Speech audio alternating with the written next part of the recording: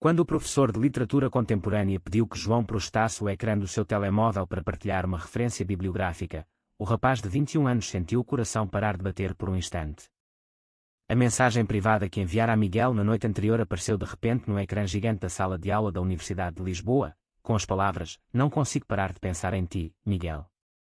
Quero que sejas mais do que um amigo", expostas para todos os 50 colegas verem, e o silêncio que se instalou foi tão denso que se podia ouvir o zumbido dos ventiladores. João sentiu o rosto arder de vergonha, as mãos tremiam tanto que quase deixou cair o aparelho, imaginando já os sussurros, as piadas, o ostracismo que viria a seguir, pois em Portugal, apesar de tudo o que se dizia sobre progresso, ainda havia olhares que queimavam quando se tratava de dois rapazes. Mas então Miguel, sentado 3 filas atrás, levantou-se devagar, com o peito erguido e um sorriso calmo nos lábios, caminhou até à frente da sala sem hesitar e disse em voz clara e firme: "Eu também sinto o mesmo, João. Recebi aquela mensagem ontem à noite e fiquei acordado a relê-la. Não tens de ter medo. Eu estou aqui." A turma inteira irrompeu em aplausos espontâneos, primeiro tímidos, depois fortes, e quando pelas paredes azulejadas da sala antiga, como se o próprio edifício da universidade celebrasse aquele momento de coragem. O professor, um homem de 50 anos com óculos redondos, sorriu discretamente e baixou a luz do projetor, dando espaço para que o ar mudasse. João ficou paralisado, os olhos marejados, sem conseguir acreditar que em vez de risos ou insultos, recebia apoio coletivo. Miguel aproximou-se, tocou-lhe levemente no ombro e murmurou: "Vamos sair daqui depois da aula. Precisamos de falar." O resto da hora passou como um sonho enevoado, com João incapaz de concentrar-se nas palavras do professor sobre Saramago, porque a sua mente girava em torno daquela mensagem que nunca deveria ter sido vista. Quando o sinal tocou, os dois saíram juntos pela porta lateral, atravessando o pátio ensolarado da Faculdade de Letras, onde o Tejo brilhava ao longe como uma fita prateada. Miguel, com o cabelo castanho despenteado pelo vento, explicou que também guardava sentimentos há meses, mas tinha medo de estragar a amizade. João confessou o pânico que o consumia há anos, o medo de contar aos pais que viviam no Alentejo rural, onde as tradições ainda pesavam como pedras. Caminharam até ao mirador de Santa Catarina, sentaram-se num banco de pedra e conversaram até o sol começar a descer, partilhando histórias de noites solitárias, de olhares furtivos em festas de curso, de sonhos de uma vida onde não precisassem de esconder nada. Naquela tarde, algo nasceu entre eles, não só o amor confessado, mas a promessa de enfrentar juntos o que viria. João voltou para o quarto da residência estudantil com o coração mais leve, mas ainda carregando a dúvida: e se os aplausos da turma fossem apenas um momento passageiro? Miguel enviou-lhe uma mensagem simples antes de dormir: "Amanhã almoçamos juntos. Quero ver-te sorrir sem medo." João respondeu com um emoji de coração, o primeiro que ousava usar, e adormeceu pensando que talvez, só talvez, a vida pudesse ser diferente. Os dias seguintes foram uma mistura de euforia e cautela. Na cantina da universidade, sentavam-se lado a lado, conversando baixinho sobre livros, filmes e planos para o futuro, enquanto os colegas lançavam olhares curiosos mas respeitosos, graças ao episódio que se tornara lenda na faculdade. Uma amiga de João, Sofia, aproximou-se um dia e disse: "Foi lindo o que aconteceu. Vocês merecem ser felizes." Mas João sabia que fora da bolha universitária, o mundo real esperava com outras regras. No fim de semana, decidiu visitar os pais em Évora, levando consigo o segredo ainda fresco, sem coragem de contar. A mãe preparou o bacalhau à brás de sempre, o pai falou da vindima, e João sorriu por fora enquanto por dentro o peito apertava. Miguel mandava mensagens de apoio durante o dia, lembrando de que não estava sozinho. Quando voltou a Lisboa na segunda-feira, encontrou Miguel à espera na estação de comboios com um café quente na mão e um abraço discreto que durou um segundo a mais do que o normal. "Como correu?" perguntou Miguel. "Como sempre", respondeu João, "mas agora sei que tenho alguém com quem partilhar o peso." Assim começaram os meses de descoberta mútua, passeios pelo Parque das Nações ao pôr do sol, mãos que se tocavam por baixo da mesa no Café da Baixa, beijos roubados na sombra da Torre de Belém. João sentia-se crescer a cada dia, aprendendo a olhar-se ao espelho sem culpa, a aceitar que amar outro homem não o tornava menos homem. Miguel, mais extrovertido, ensinava-lhe a rir das pequenas coisas, a sonhar alto com uma vida a dois depois da formatura.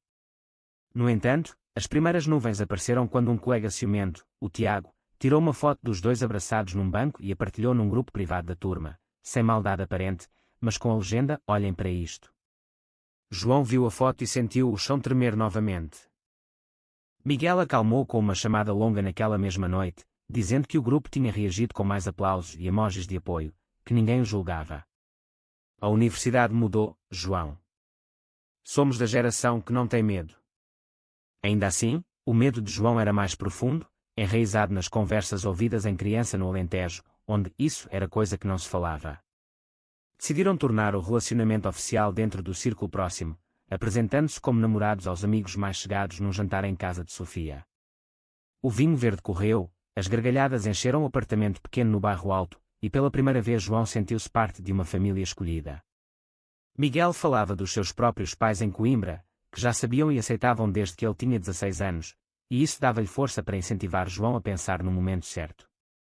Os meses passaram com ritmo de estudo e amor, provas de fim de semestre, noites de revisão lado a lado na biblioteca, fins de semana a explorar Sintra de mão dada quando ninguém olhava.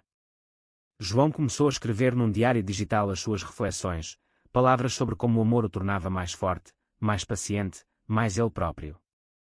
Um dia, durante uma manifestação pela igualdade na Praça do Comércio, viram casais iguais a eles marchando com bandeiras arco-íris e sentiram-se parte de algo maior. Mas a vida não era só luz. Quando as férias de Natal chegaram, João voltou a Évora e a mãe reparou no seu sorriso diferente. "Estás diferente, filho?" "Há alguém?" perguntou ela enquanto lavava a louça.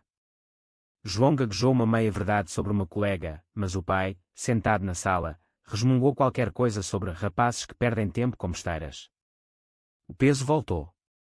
Miguel, que passaram Natal com a família em Coimbra, enviou fotos da ceia e uma mensagem: "Quando estiveres pronto, eu vou contigo. Não precisas de carregar isto sozinho." De regresso a Lisboa em janeiro, o frio cortante do inverno acompanhava as aulas, mas o calor entre eles crescia. Organizaram uma viagem curta a Porto, passeando pelas ruas estreitas da Ribeira, beijando-se à beira do Douro sem medo porque ali ninguém os conhecia. Miguel falava do futuro, acabar o curso de literatura, talvez mudar para Lisboa juntos, arranjar emprego numa editora. João sonhava com isso, mas o fantasma da família pairava. Um dia, numa aula de ética, o professor abriu debate sobre direitos LGBT em Portugal e João levantou a mão pela primeira vez, citando a lei do casamento igualitário de 2010 e dizendo que o amor não tem género. Miguel sorriu do outro lado da sala, orgulhoso. A turma aplaudiu novamente, e João sentiu que estava a crescer. No entanto, a traição veio de onde menos esperava. Tiago, o mesmo colega que partilhara a foto, contou a um amigo comum da terra de João que o filho dos Alves anda com um rapaz. A notícia chegou aos ouvidos da mãe por telefone numa tarde chuvosa de fevereiro. A chamada foi curta e tensa. "É verdade, João. Diz-me que é mentira." João ficou mudo, depois confirmou com voz trêmula. O silêncio do outro lado foi ensurdecedor. Miguel encontrou-o chorando no quarto da residência e abraçou-o durante horas, sem palavras, apenas presença. "Vamos enfrentar isto juntos", prometeu. Decidiram que Miguel iria com João a Évora no próximo fim de semana, para uma conversa cara a cara. A viagem de comboio foi silenciosa, cheia de mãos entrelaçadas e olhares de apoio. Ao chegarem, a Casa Branca de cal estava fria, a mãe com olhos vermelhos, o pai sentado à mesa da cozinha com expressão dura. Miguel apresentou-se educadamente, explicou que amava João de verdade, que não era uma fase, que respeitava a família mas não podia mudar quem era. O pai levantou-se e saiu sem dizer nada. A mãe chorou e perguntou: "Como é que vamos explicar isto aos vizinhos?" João sentiu o coração partir, mas também sentiu força nova ao ver Miguel ao seu lado. Voltaram a Lisboa naquela mesma noite, com a promessa de dar tempo. Nas semanas seguintes, João mergulhou nos estudos como fuga, mas as noites eram de conversas profundas com Miguel sobre identidade, sobre o que significa ser homem e amar outro homem sem pedir desculpa. Aprendeu a perdoar-se pelas dúvidas antigas, a ver o aplauso da turma como um símbolo de que o mundo podia mudar. A primavera chegou a Lisboa com flores nos jacarandás e uma nova onda de tensão.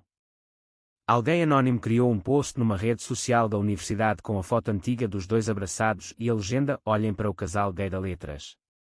Os comentários misturavam apoio e alguns insultos velados. João quis apagar o perfil, esconder-se, mas Miguel insistiu: "Não vamos dar-lhes esse poder. Vamos responder com a nossa verdade." Publicaram juntos uma história simples: sim, somos namorados. E estamos felizes. Respeitem.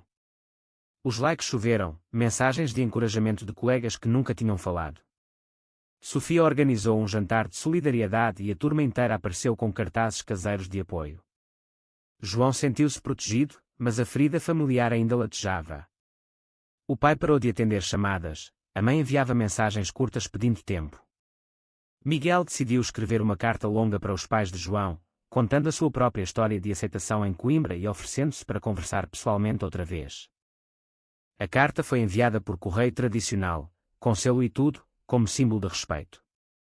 Enquanto esperavam resposta, a vida continuou, provas finais aproximavam-se, planos de estágio em editoras, noites de cinema em casa de Miguel no Martim Muniz.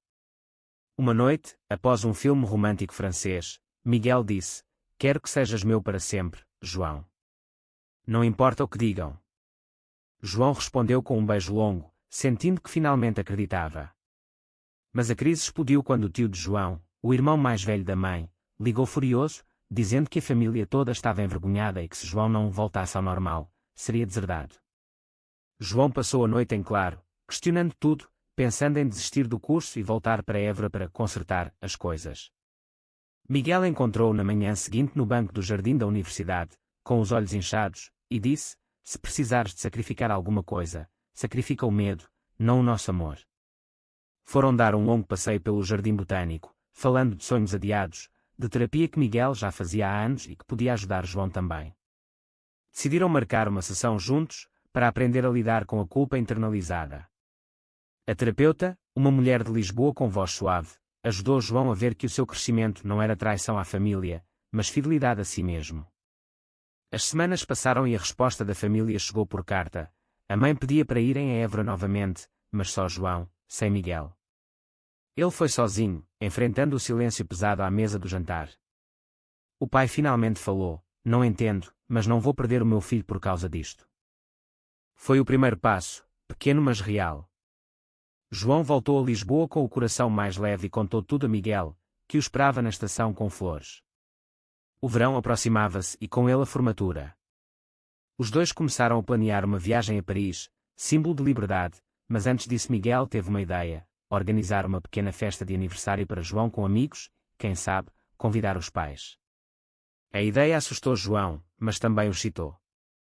O conflito interno crescia, mas também a força de caráter. Aprendeu que o amor exigia escolhas diárias, sacrifícios de orgulho, conversas difíceis. Miguel ensinava-lhe paciência, João ensinava-lhe coragem para falar em público. Juntos, estavam a construir algo sólido. O dia da festa chegou num sábado quente de junho, no terraço de um amigo com vista para o Tejo. João convidara os pais com uma mensagem simples e honesta: gostaria que conhecessem o Miguel como ele é. Para surpresa dele, a mãe respondeu que viriam, mas o pai hesitou até ao último minuto. Quando o casal chegou, o ar ficou tenso por segundos, mas Miguel aproximou-se com respeito, ofereceu vinho e falou da vindima no Alentejo como quem entende a terra. A mãe sorriu pela primeira vez, o pai permaneceu calado mas não saiu. Aos poucos, conversas fluíram sobre estudos, sobre Lisboa, sobre o futuro. No fim da noite, o pai apertou a mão de Miguel e disse baixinho: "Cuida dele." Foi o suficiente para João chorar de alívio no carro de regresso. A formatura veio logo depois, com becas negras e aplausos no grande auditório. Quando os nomes foram chamados, a turma gritou mais alto para João e Miguel, recordando o momento que os unira.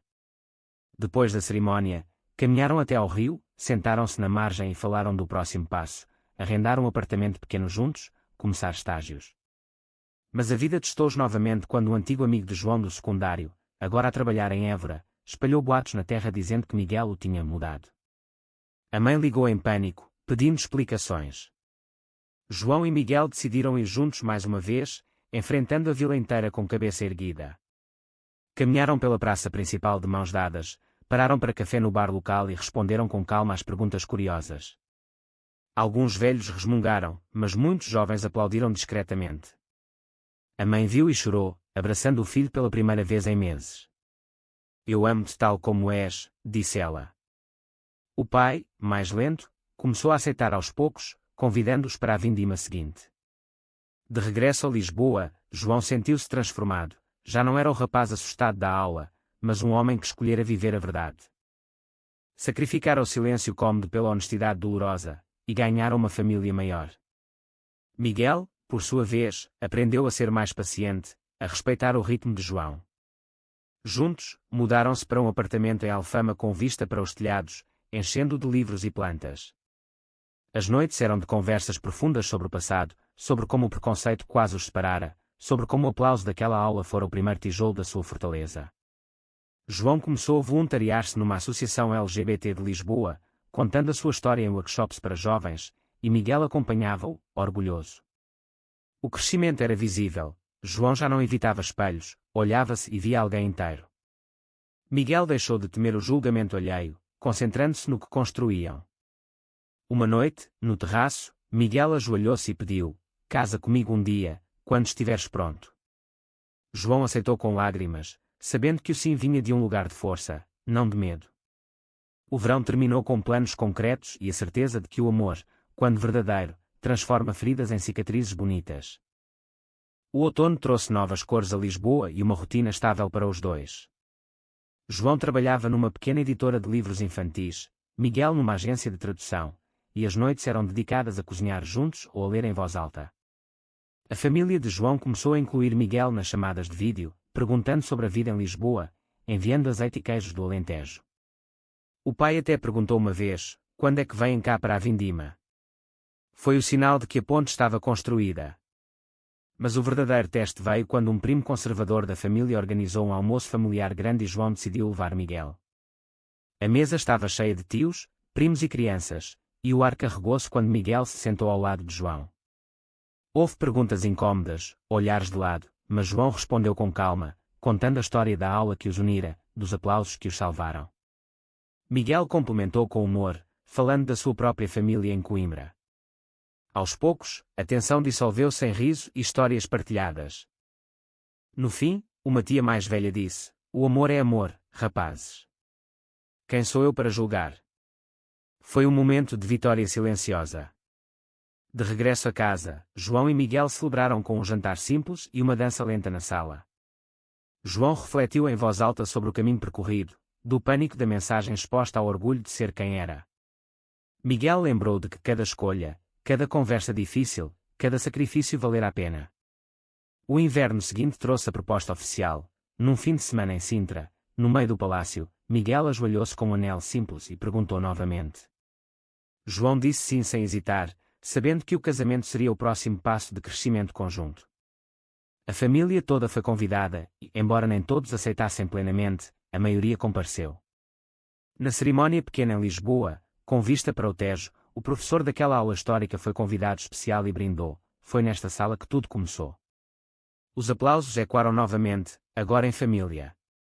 Anos depois, João e Miguel continuavam juntos, trabalhando, viajando, construindo uma vida onde o amor era o centro. João publicou um livro de contos inspirados na sua jornada, dedicando-o a Miguel e à turma que aplaudira. O crescimento não parou, aprenderam a ser mentores para jovens que passavam pelo mesmo, a falar em escolas sobre identidade e respeito. A sociedade portuguesa mudara também, mas eles sabiam que o verdadeiro progresso começava dentro de cada um. Olhando para trás, João via que o choque daquela mensagem revelada fora o melhor acidente da sua vida, porque o obrigara a escolher ser livre. Miguel, ao seu lado, sorria e dizia: "Fizemos isto juntos." E assim, a história continuou, prova viva de que o amor, quando cultivado com coragem, transforma tudo. O verdadeiro amor entre dois homens pode realmente superar todos os preconceitos sociais em Portugal. Verdadeiro ou falso?